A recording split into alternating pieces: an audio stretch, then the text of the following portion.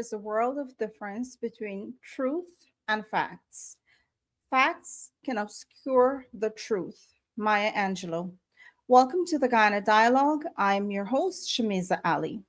Tonight, we will have a discussion on an update on the Natural Resources Fund, the New Development Bank, Procurement and Transparency, and an update on the MV Barima salvage operations. The Guyana Dialogue is being sponsored by a coordinating council of Guyanese based in the US, UK, Canada, the Caribbean, and Guyana. Funding support is by well-known philanthropist Dave Narayan from Dave West Indian Imports. Please welcome my moderator for tonight, Dr. Tara Singh. Our panelists tonight are Dr. Vishnu Bisram, Dr. Sanjay Ramkisoon, and Professor Muniram Budu. Good evening and welcome, everyone. Good evening to you. Good evening, Shamiza. Good evening, everyone.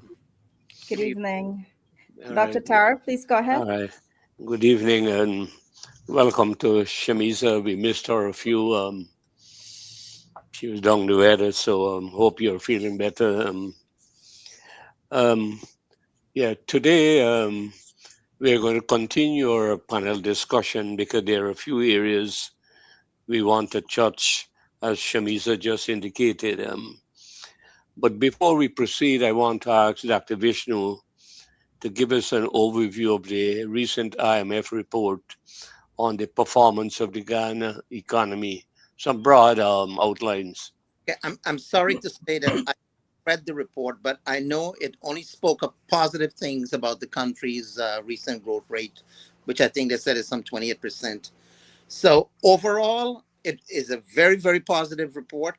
Other than that, I really didn't read the report. I don't know if others did. Okay, well, they did say that the growth rate for 2025 was 19%. The inflation was 3.3%, and the unemployment was about 6%. Those are moving in the right direction. Remember, just a few years ago, unemployment was 14%. So there's literally job for anybody who wants to work, any able-bodied person who wants to work. And all the other economic indicators are very solid, moving in the right direction. And I think that the last GDP, GDP per capita was about 26,000 US.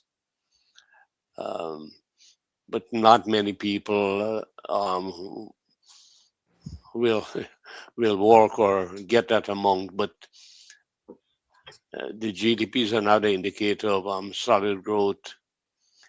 But I say in 2026, now what is very important in 2025, the non-oil sector, the agriculture, construction, etc., that grew by 14%. But in 2026, this year, the non-oil sector will decline, largely because of the import costs and the heavy floods, mostly hitting the agriculture, construction sector, etc.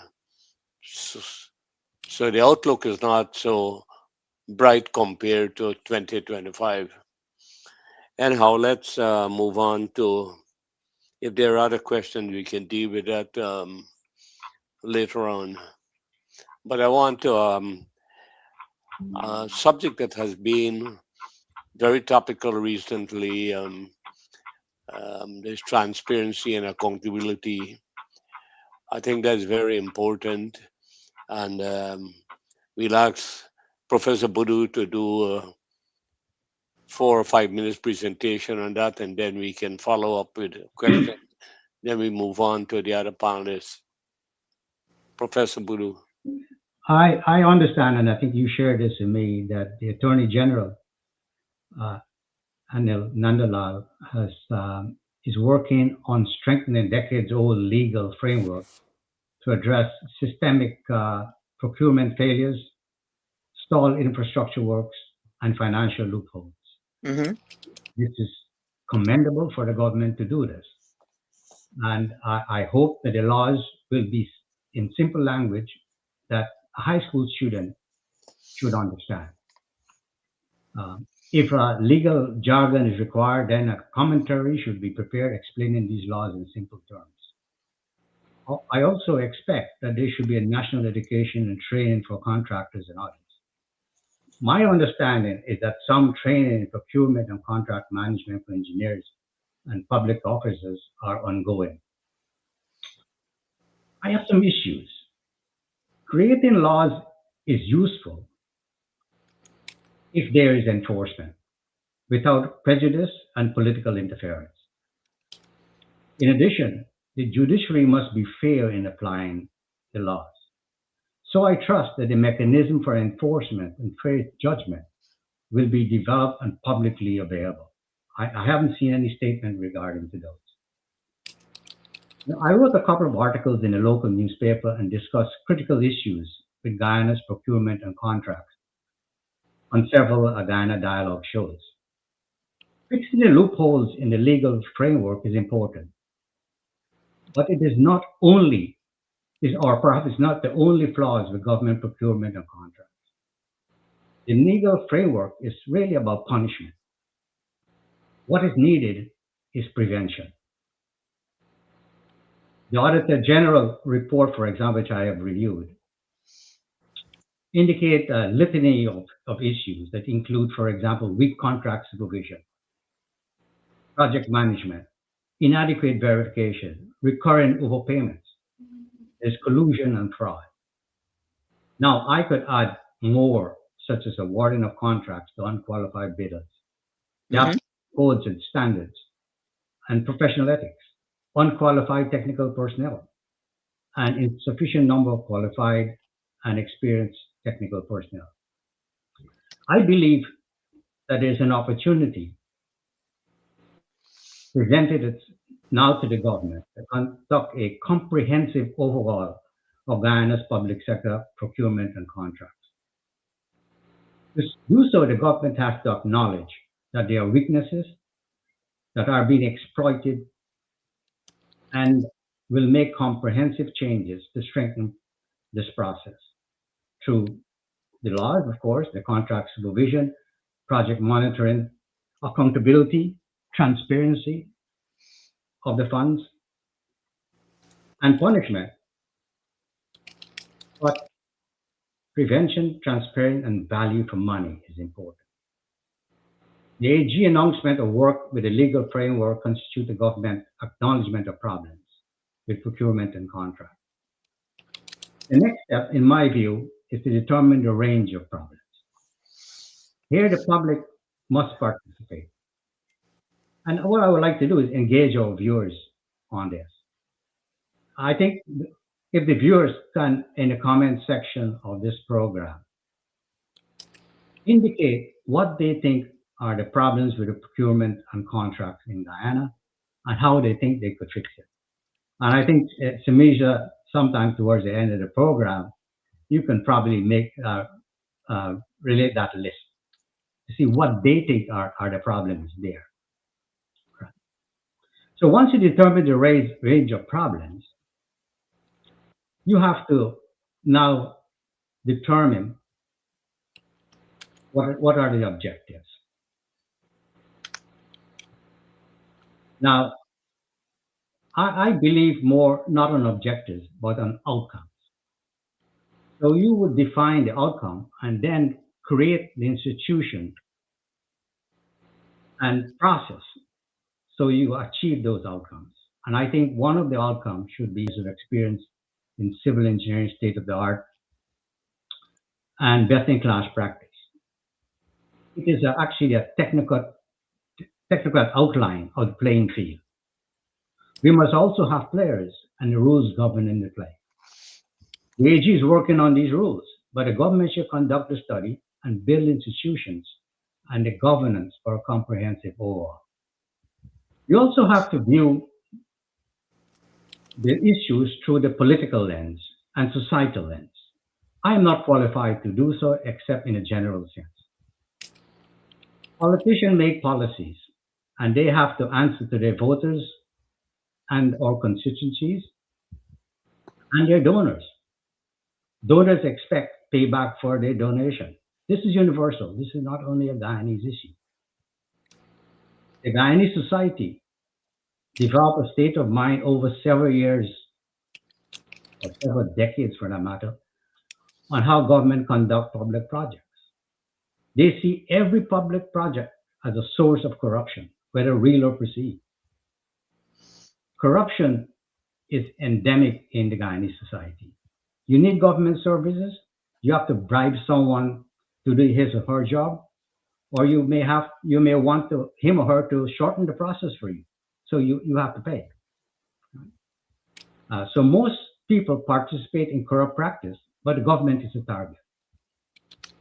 How to deal with this state of mind, I leave to political and social scientists like you, Dr. Tara Singh, and Dr. Vishnu. So I will stop there now in this opening remark. All right, thank you, Professor. Now, Dr. Vishnu has written several articles in the Guyana press on contracting and corruption. Dr. Vishnu, want to add anything to that or clarify any?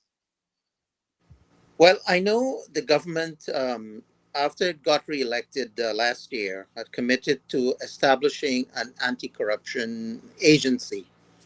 There has not been any movement on that front from then to now. So I think it's something that should be considered in light of the fact that the opposition has been exposing allegations of questionable contracts, if not corruption.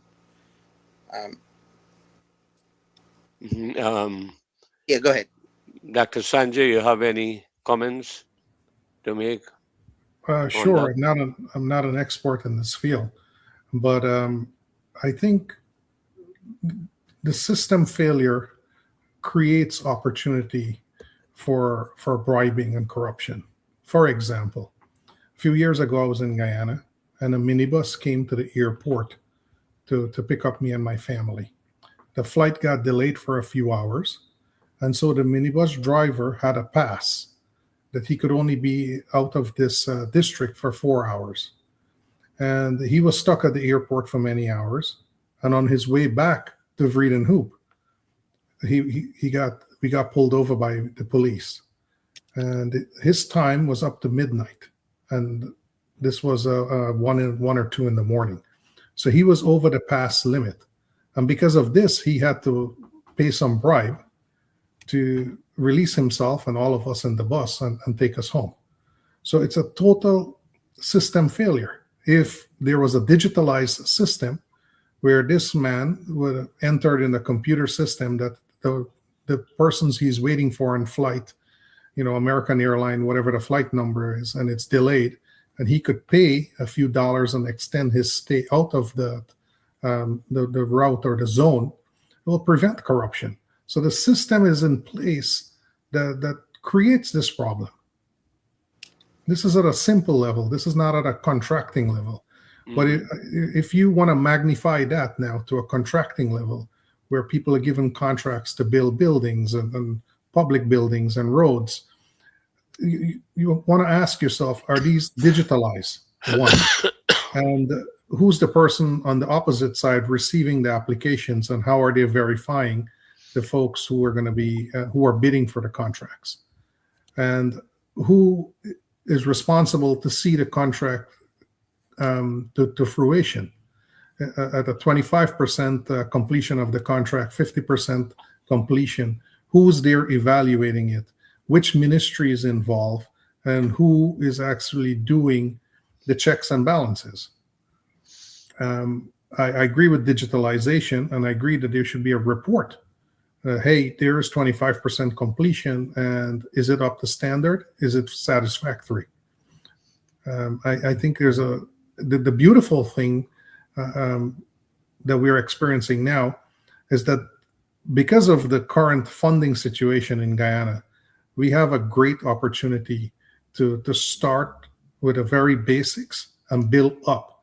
And I agree with our our attorney general. You cannot prosecute people and you cannot hold people accountable unless there are proper laws. Once the laws are there and the bases are there, then enforcement comes secondary. So I agree with you, Professor Buru, that, and I agree with the Attorney General strongly that they have to be laws. The laws must be in simple language. You said it's good for high school students to read. I agree with that as well. But also, it must be applicable to each and everyone. You know, the elites should not be subjected to different circumstances. Okay, let me just clarify some things about how the current system operates. In terms of contracting, any contract below $15 million could be handled locally by RDCs, NDCs, etc., the local level. You don't have to go through the tender board, but above 15 million, you have to. It's a competitive process, anything above 15 million. Now, NTAB, the National Tender Administration Board, they comprise of 7 members, and all 7 members are appointed by the Minister of Finance. Now, that something seemed to be wrong there, because they hired a body that is supposed to review complaints about discrimination, the Public Procurement Commission, that comprises 5 persons, 3 from government and 2 from the opposition. But the tender board only have government appointed members. And I think that at least they should have 2 members there as a check, because at least there'll be a watchdog. Right now, the process, the people in the tender board will look at it, but technical things like specifications, etc., they got to refer to a technical committee. Now, this technical committee might have contacts with contractors. There's nothing preventing them from telling their friends about some fine details, can give ideas about what they should bid, etc. Anyhow, those are just hypothetical, but there's a loophole there too, and technical committees should rotate. There shouldn't be one set of people all the time. They should rotate to get different people. And that is very important, because there are lots of complaints I hear when I was there that the technical committee are involved in the corrupt process. I don't want to label anybody unless I have first-hand information. But some people, what they say is so credible, it's hard for you to not to believe them either. And many of these people are linked to the PPP, or some of them are PPP strong supporters, etc. But those are, and then um, many contractors are afraid to even report because they may be victimized, etc. I don't know what kind of system could be put in place to avoid that. But you know, contractors do have the right, if they feel they were discriminated against in the award of a contract, they can appeal to the public procurement. They can even go to the courts. And they have, before you go to the public procurement, you a bid committee set up where you can appeal to them too. But it's a very uh, not too clear, and as I said, the system is so structured to generate deviance, bad behavior. So that's, I don't know. I think that will be part of the national effort to overhaul the constitution, Guyana constitution, and I believe that contracting and transparency will be very, very important in that process. People got to submit their suggestions as to constitutional amendment by December 2026. Mhm. But anyhow, Let me make a further comment here on what you said. You know, in the civil engineering area, there are actually trillions of dollars are spent every year. And if you look at Guyana, for example, infrastructure, they're spending billions of dollars there. And anytime you have money, big money, public money especially, are spent, greed comes in, human greed. That's a condition. And of course, human greed leads to corruption. So that has been there. That has been there throughout history, right? But contract, procurement and contracts, you don't have to reinvent the wheel. We know how to deal with this to reduce corruption. There are many, many countries who have actually put in strict laws, got of technical capabilities to do this. You see, there is a process. All engineering activities are process. And if you try to skip some of these processes, then you're going to get corrupt practice, you see? And you have to have the people to deal with each of these processes, right? And this we see in Guyana, as I pointed out too. When you have a society in which corruption is endemic, right? You don't have to have big money. Any small money, they're going to join into corrupt practices, right? But the issue is beyond that. The issue is lots of money is being spent. Are we getting, the Guyanese public, are they getting for the value for the money spent? That's the key, right? And that needs to be addressed, right? If a road's supposed to last 40 years, right, then it should last 40 years, right? And the cost of building for that road, right, must be between certain range of values. Now, I know from my years of practice that there are many, many areas in which people can be corrupt in engineering, right? There, for example, an engineer could be who is making the design and making the estimate, know the price. You could pass that on to a contractor very easily, right? And what is happening, from what I heard, is this systemic corrupt practices happening in Guyana. But I must point out, it's not only in Guyana. You can go to many countries. I recently was in Africa, right, and some parts of Southeast Asia, and the same thing is happening, right? But again, I want to repeat, you don't have to reinvent the wheel. The method of dealing with these things are already there. Okay. All right. Thank you, you all, for your contribution. As Vish pointed out, the government is supposed to set in motion the anti-corruption unit, and hopefully that will happen. And let's move over to. I know a lot of people are asking questions about the National Resource Fund, the NRF fund. You know, that was enacted in 2021 by the PP government. A previous act was enacted by the AFC UPNU government, but the PP abandoned that and introduced their own act. Now, people have been asking how much money Guyana got so far.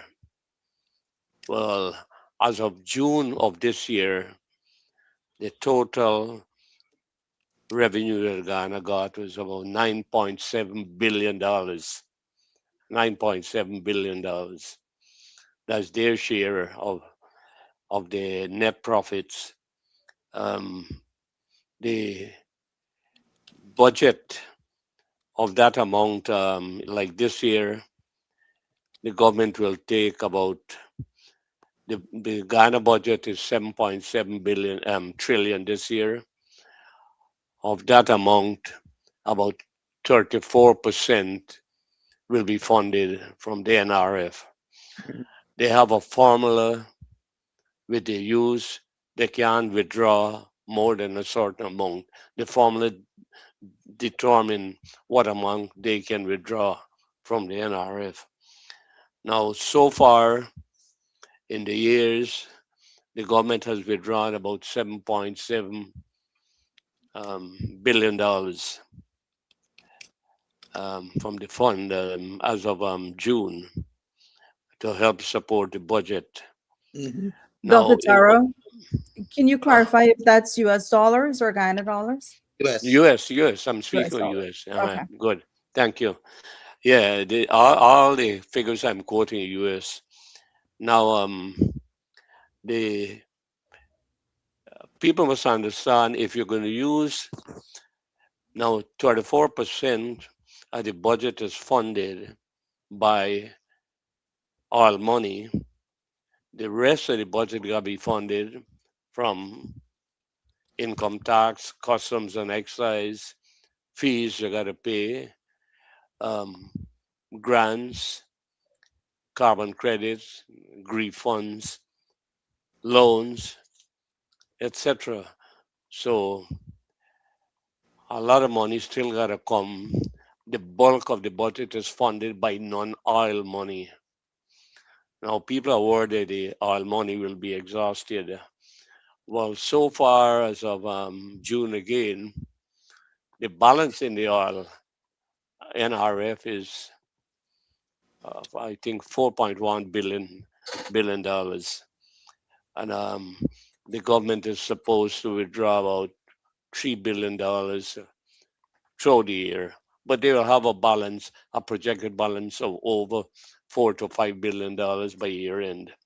So the fund is okay. They are required. The finance minister required to declare that in Parliament every 3 months. He got to be published in the official gazette.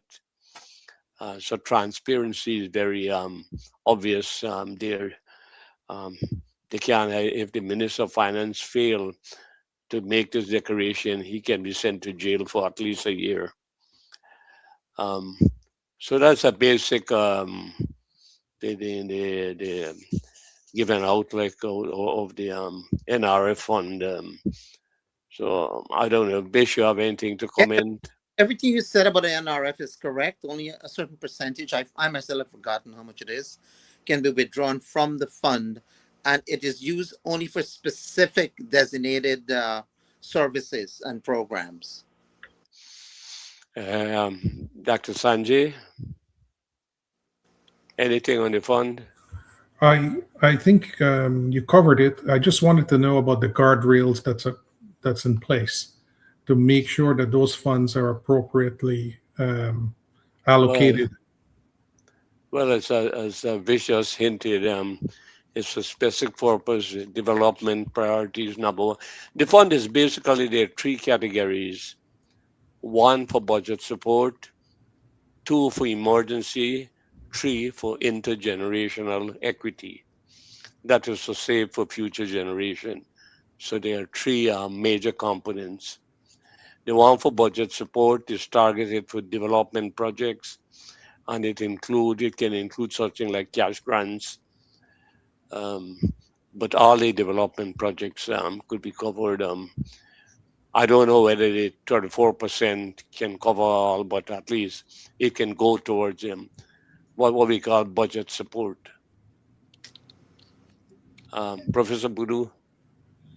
Well, I think that the real question is not how much money is in the funds today, but whether future generations will benefit from how wisely it is invested.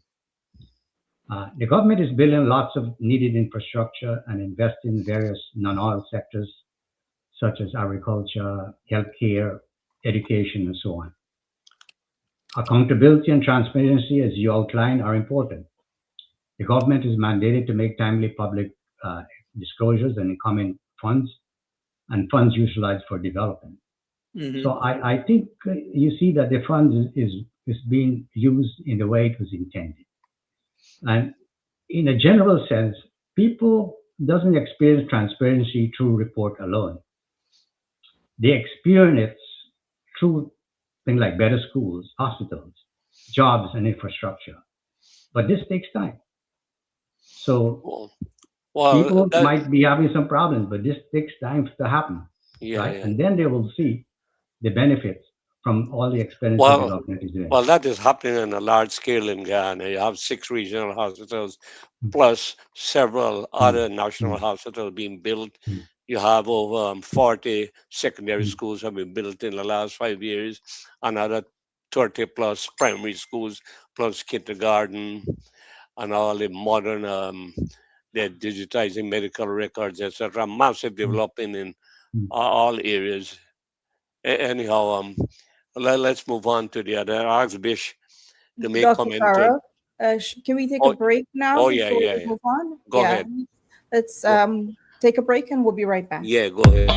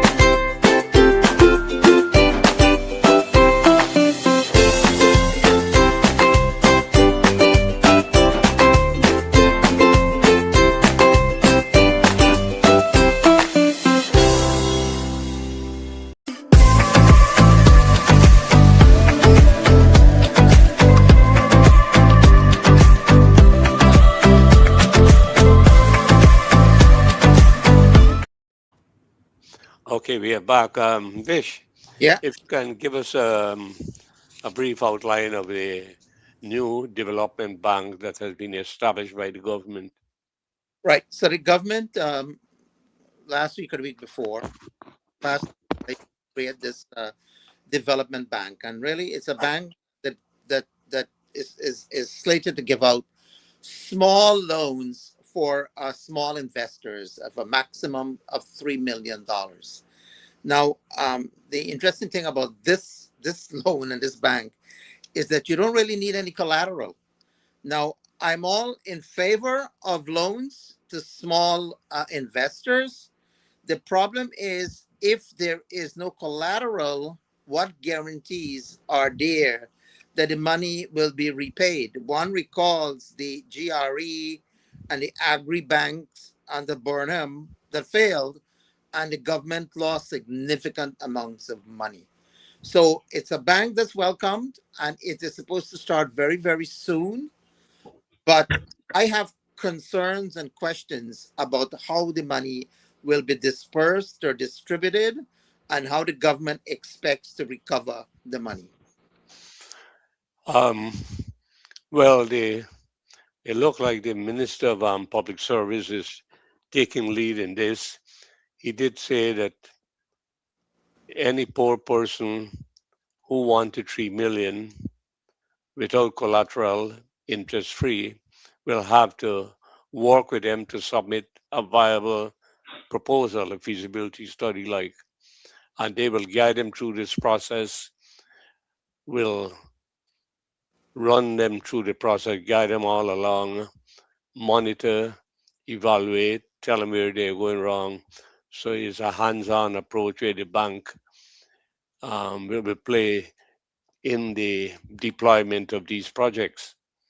So they're not, although you might be a poor person and you require this money, one, you have to go with a plan.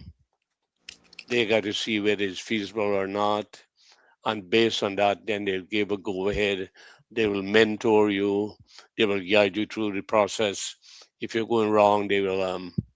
So they are hoping in that way that can offset any kind of moving in the wrong track. So and what they're saying, if you're limited now, the total amount allocated for this in the max is 100 million US. But if a person has a good plan, they can get above the 3 million Guyana dollars to start because they're hooked up with the other commercial banks and they can be putting up the other 3 million or depending on the viability of the project.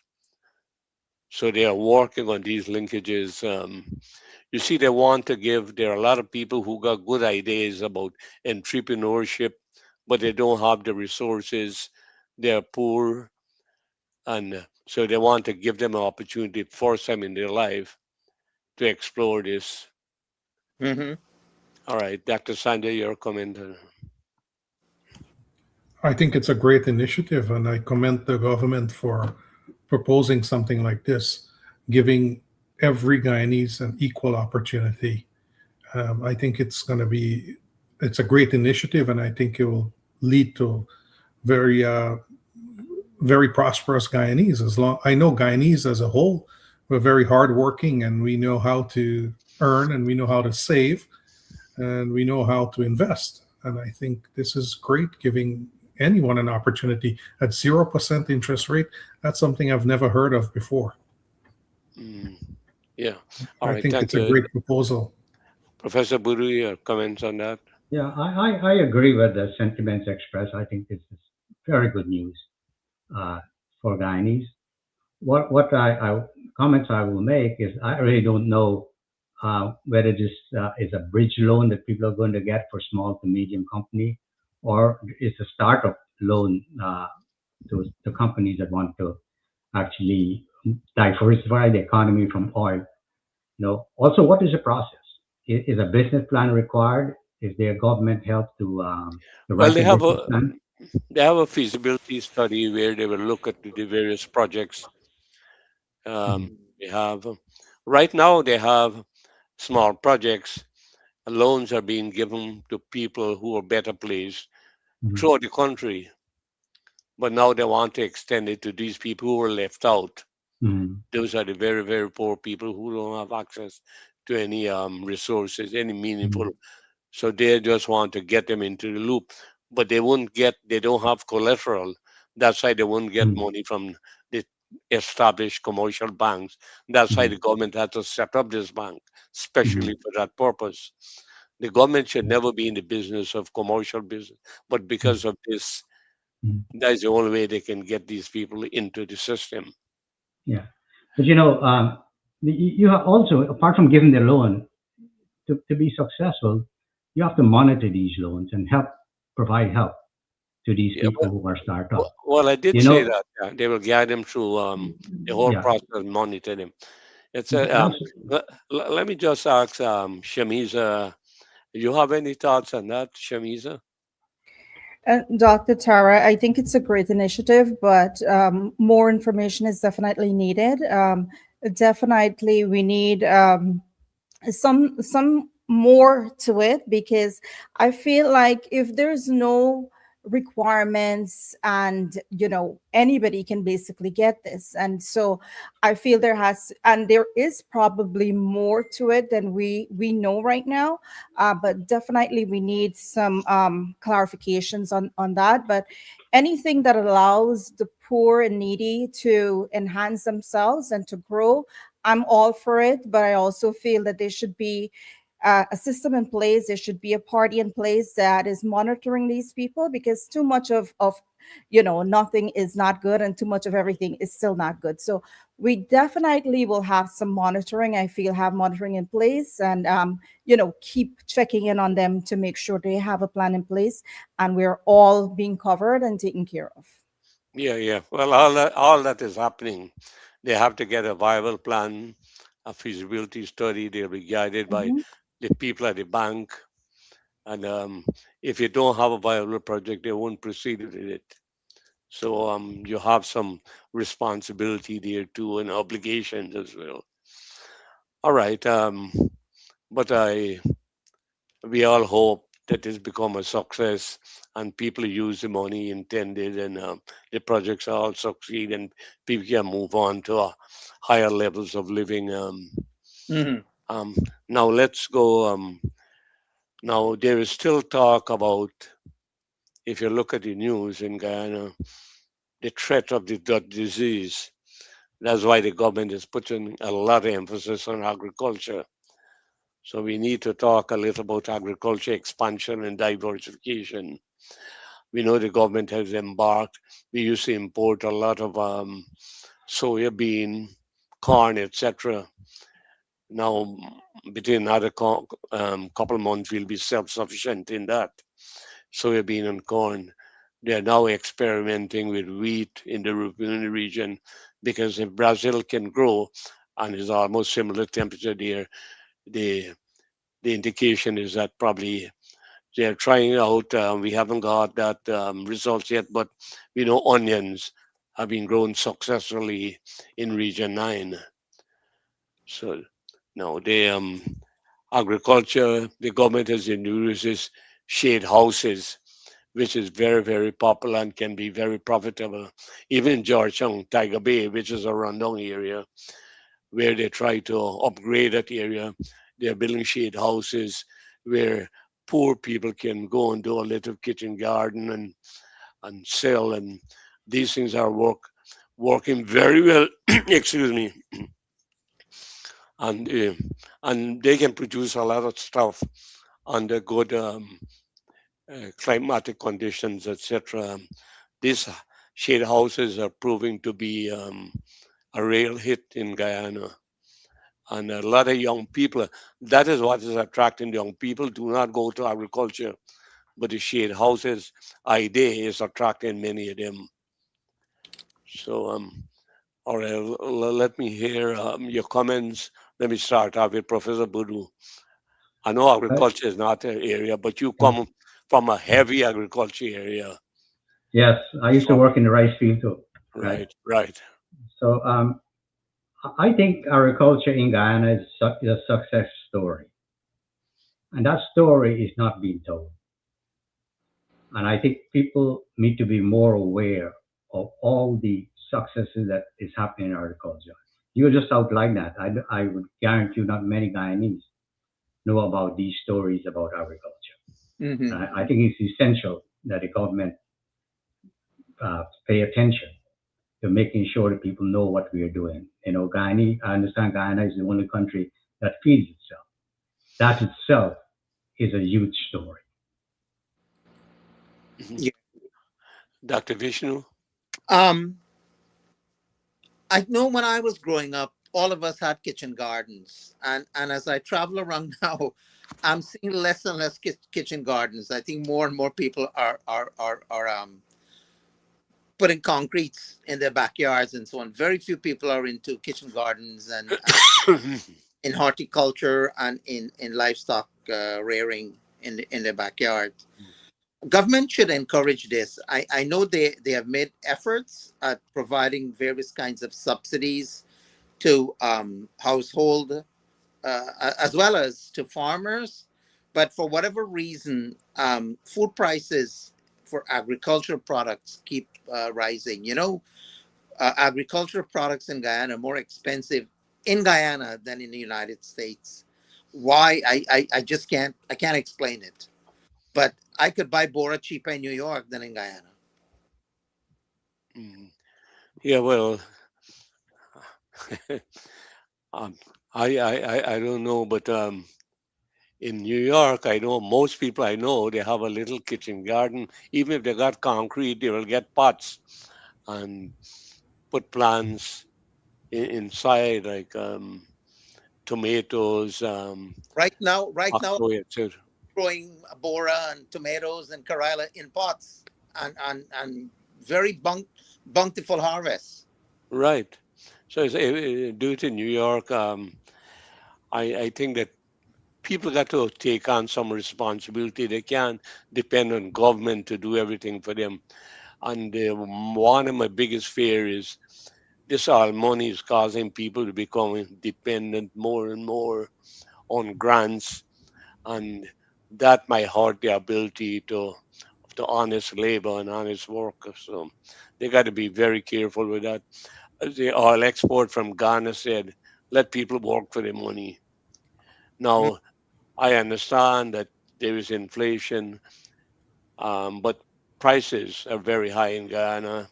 And to ease that pressure, the government might be advised to give out another cash grant to help people, but they can't do this on a regular basis. This thing got to be supply and demand. You know, Guyanese still have a habit of using foreign products, packaged products. They'll get a fresh product, organic in Guyana, but they prefer to buy the packaged one from supermarkets. And a smart buyer will go around to the market and get better deal than if you go to a supermarket. But that's the culture of people as their lifestyle improve. Rather than going to the market, you go to the supermarket, etc. So people lifestyle have a lot to do with cost of living increase as well. And then as you go high up, you're going to get your television, you will get a car, you got children, each of them want a television, etc. Nothing wrong with that, but I'm just saying that, you know, it cost goes up as you, as you're rising in the ladder, you, you create your own expenditure, and then you turn back and complain. But we hope that with electricity coming on stream, the gas ashore by end of this year, energy costs will drop by 50%. That'll be a tremendous boost to household and commercial enterprises in Guyana. Um, but agriculture, rice is not likely to do as well as last year because of the massive floods. The government was forced to give out cash grants to people who have suffered in the last crop. So hopefully, Hmm. you know, that cannot be replaced, but hopefully they will still meet their obligations in terms of the local market and the overseas market that Guyana has. Now, Hmm. there are other crops that they are all encouraging to, but we will see they're more focused on they're focused on large scale farming now, which is good. Like poultry and right now they have a shortage of poultry in Guyana, so they have to import again. But there's no reason why Ghana can't be self-sufficient in poultry production. They have the corn and everything else now available in Ghana. So you'll find that. But you know, one cannot expect everything to run smooth. Ghana is in a development state, a rapid state, and something may run smooth, some may not. And then there's this tussling, this political struggle is going because the opposition really wants to make the government ungovernable or the country ungovernable. This has been one of their tactics for years gone back, and it continues up to this day. They're using other issues in the as a guise for the real intention. That is my view. I may be wrong, but that's my assessment. Anyhow, Bridge, Vish, I know you travel a lot, and what you see the agriculture. I mean, I I'm very pleased with the agriculture development, the non-sugar agriculture development, the cattle rearing, for example. They have like West Coast Bourbis by Anvawak. They got these cows what they brought from Barbados and, and cheap. And then we didn't talk about the prawns. Prawns are grown heavily now. They are in especially in the quarantine area, and I think they are trying to move to Essequibo region too, but I'm not sure on that. I have to check that. Vish, maybe No, you might know. they are. They're being introduced in various areas. And what the government has done, and I think smartly so, is they don't want to take the responsibility for these new ventures. They are starting them out, and then they are handing them over Yeah. to the private contractors. Let the private people manage them, and I think that is much better rather than government to assume responsibility for all of these agricultural. Okay, Dr. Sanjay, your comment on the agriculture Sure, sector. Doc. Just a few small comments. Years ago, Guyana was respected as the food basket of the Caribbean, and I think we're getting there again. Um, the food basket of the Caribbean is not only foods that's produced, but also food that's consumed. I think if Guyanese can consume their own food, fresh fruits and vegetables, in the Caribbean, after Haiti, Guyana has the highest risk, the incidence of coronary vascular disease. With developing nation, more finance comes more fast food stores. There's more KFC, there's Wendy's, and other fast food stores.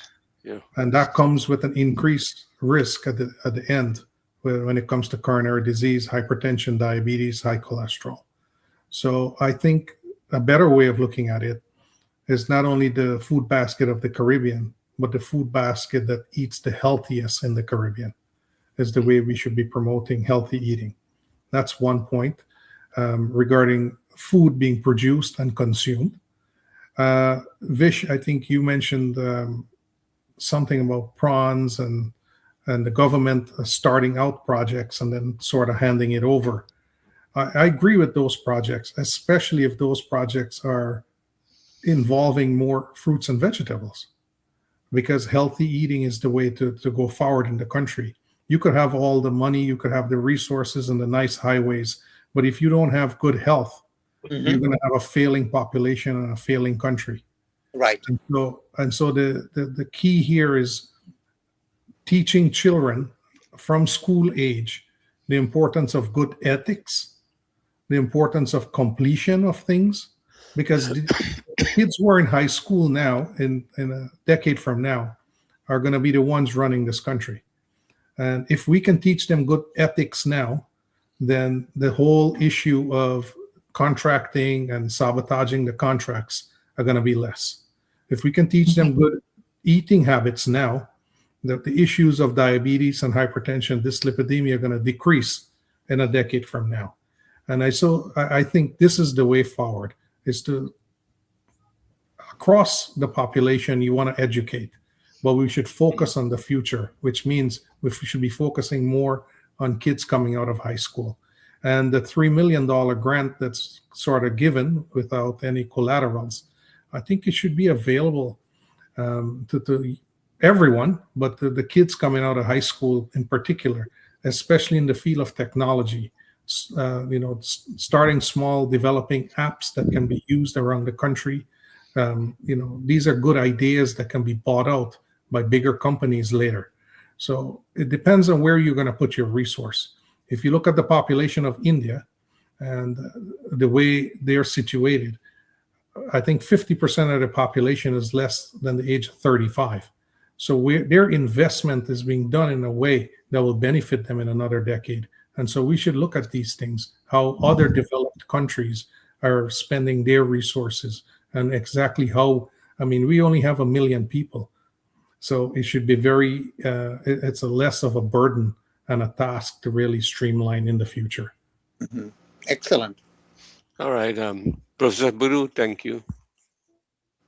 Yeah, I think I agree everything that Dr. Ramkasoon has said. And I think it's a problem with countries that are growing very fast. It's not only a Guyana problem. If you look at any country that grows very fast, right, you find that there are health problems. And people just go for material things and the fast food, and they neglect the homegrown vegetables and other food stuff. And you get obesity, depression, and a whole set of health issues develop in these countries. And I think Guyana has an opportunity to prevent a lot of this from happening. All right. Thank you, Professor. Now, just finally, an update on the Madhya situation. Quickly, we know the last was that 77 individuals were rescued, of which one of them unfortunately died. And I think 72 or 73 were recovered. Still 30 have not been recovered. It has been stated that some of them may have been locked in the rep in the wreck below, and others I don't know they have float away to other areas. But by now, these bodies would have disintegrated, and the only way you can identify them is through DNA. There has been a lot of pressure on the government to raise the boat to salvage it. The government has eventually agreed to do that.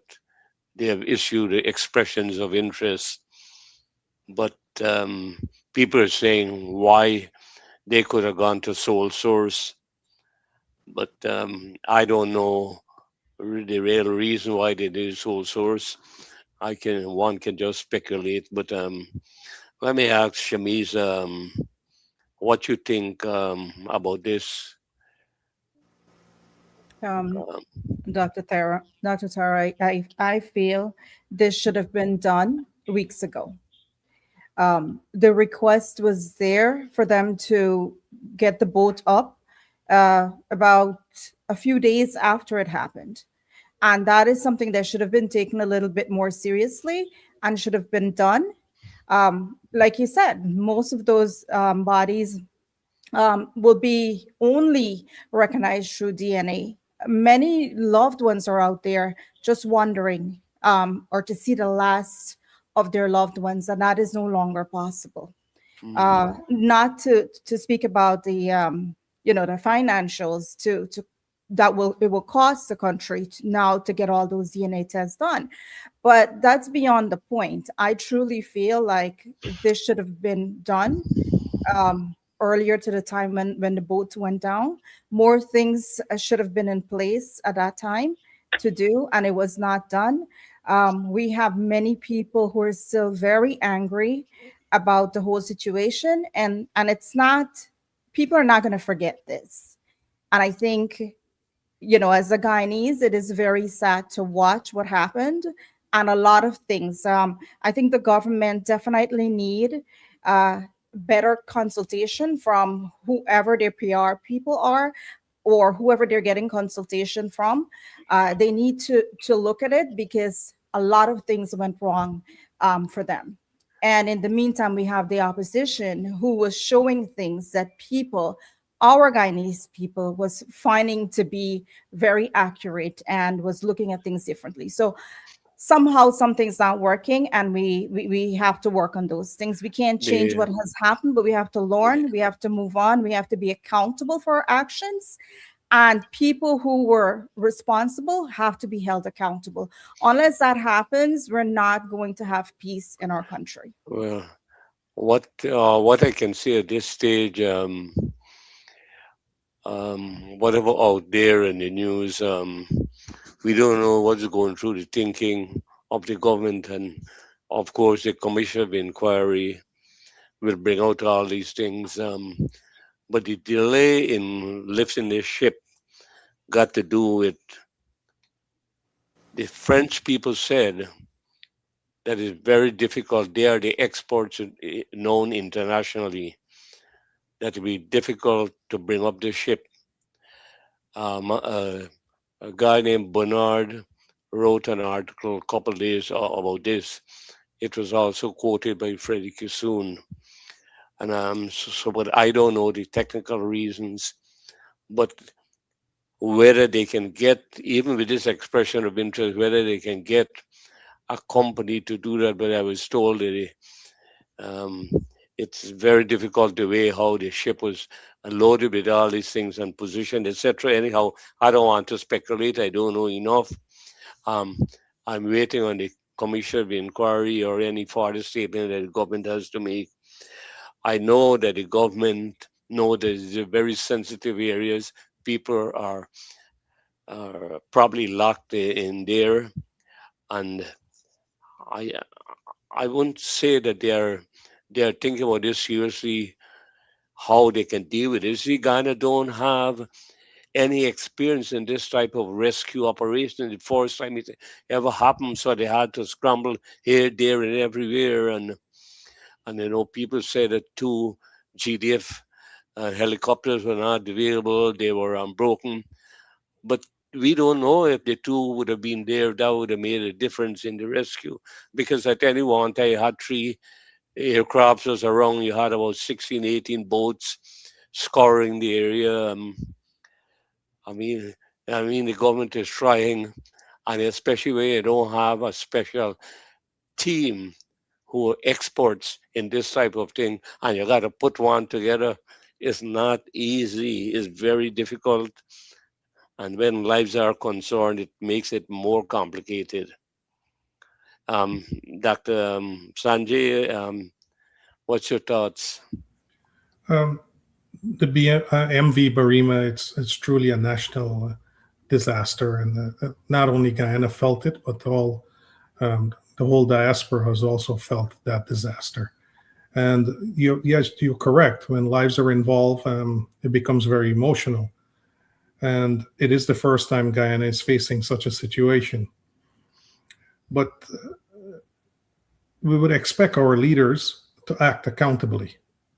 It doesn't matter if it's the first time or the second time. Hopefully, there is never a second. People have to act accountability, and they should face the media in an appropriate manner, not in a defensive, bombastic attitude and mode. And I think the ones who are really grieving for their loved ones don't want to see defense, but they want to see action. And I think they would rather know that the government will try and do everything to put some form of closure to this. In terms of getting the ship back to shore, I think when a tragedy occurs in a country like Guyana, and you have a private company like ExxonMobil who are draining Guyana's resource at a very minimal reward, I think the ExxonMobil should take some form of accountability and assist the government. They are a little bit more familiarized with marine issues.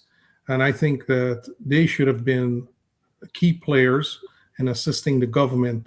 If the folks from French Guyana could not do it, then I'm sure the Marine Corps, there's nothing the American Marine Corps cannot do. We have many people who can also help. And I think that they can be key players with the Guyana government to assist in bringing the most horrific tragedy that occurred to Guyana to a closure in a quick fashion. So I think from our side, we have to be humble enough to ask for help. And I think that's not an easy thing the way I see it in the media so far. Anyhow, just one correction. Exxon did play a role, and they were part of the search team too. Professor Boudou? I don't know enough about what the government did or did not do. And in a situation like this, which is a national tragedy, we hope, as Dr. Ramkissoon said, that the government did all they could to save those Guyanese. So I don't want to speculate on what should or should not have been done. I think this inquiry that is being conducted by the government should be able to answer a lot of questions. And we hope that whatever comes out of it, the government learns from that mistake and set up the right institution to handle with such a disaster in the future, if any were to happen. All right, thank you, Professor. Dr. Vishnu, your final comments on the... I'm in agreement with both previous speakers on the government should proceed to bring up this boat so that we could bring closure to the families and to the nation at large. And there should definitely be an expedited commission of inquiry so that incidents like these are not repeated. Mm-hmm. All right, I think... Doc, just a quick comment. We are all talking about this Monday morning quarterback, right? So it's always easier to have an opinion after the fact. But if you're in the situation room, things are a little different. So I do agree, though, that we should reach out and ask for more help. I'm not certain how much did we ask for help. Mm-hmm. Well, all right. So we have past program time. So we bring this program to an end. Next week, we expect to have as our guest the Minister of Housing, because he was criticized for not doing enough in the housing sector. I mean, in Guyana, who wants to be a politician? You can never do anything right in Guyana as a politician in government. Anyhow, Shamiza, our program is over. Thank you, Dr. Tara. Thank you to our entire panel for taking the time to be here this evening. A great discussion that needed to be had. So thank you guys so much. To all of our viewers, thank you for being here. And until next time, I am your host, Shamiza Ali, and this is the Guyana Dialogue. Oh, Good evening. don't go off. Just hold a minute. Dr. Sanjay, I want to thank you, the Federation of Hindu Mandirs and USA Pandit Parishad, for doing that week of Raman Yaja in the park, and also that 2-day conference where you had, including the vigil you had for the victims of the MV Barima tragedy. So I want to thank you all, and to the Dharmacharya, Dr. Ram Hardwar Pandey, and I know you were very pivotal, one of the organizers, so thank you very much. Anytime, Doc. Thank you, Dr. Ramkisoon. Thank you, evening, Shamiza. everyone. Thank you, everyone.